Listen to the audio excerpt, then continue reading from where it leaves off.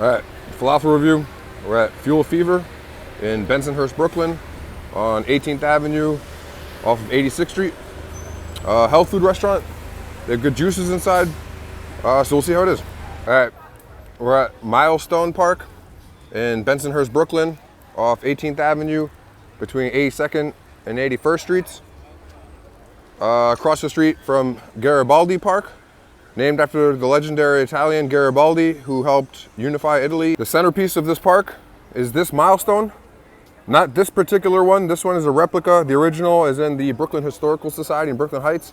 But this location, this exact location, is the location of the oldest milestone in New York City. The stone was placed here in 1741 by then British King George II, and it served as both a guidepost for travelers, but also to help set postage rates within the colonies. At the time, this stone was laid at the juncture of two major colonial roads, Flatbush Avenue and Kings Highway. You can see the inscriptions: 8¼ miles to New York Ferry, which is this way.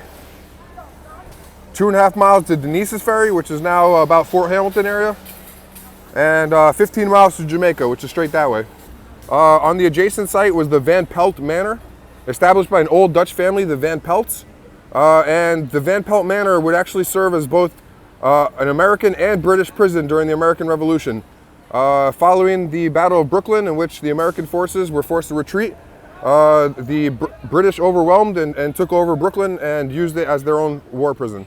It would be Cortelyou Van Pelt, a descendant many years later, who would bequeath this land to the city under one condition: that this mile marker be forever honored. All right, this is Fuel Fever down the street in Bensonhurst. Let's see how it is. Here's the first view. Nice pita, some fresh ingredients. You can see the tomato and lettuce, some tahini, nice and warm. All right, one bite in. Kind of typical of health food falafel. It's a little dry. Pita's falling apart. Some ingredients fell out. A few more bites. You can see the falafel's baked, so it kind of has like a cakey consistency. It's not fried, not very tasty.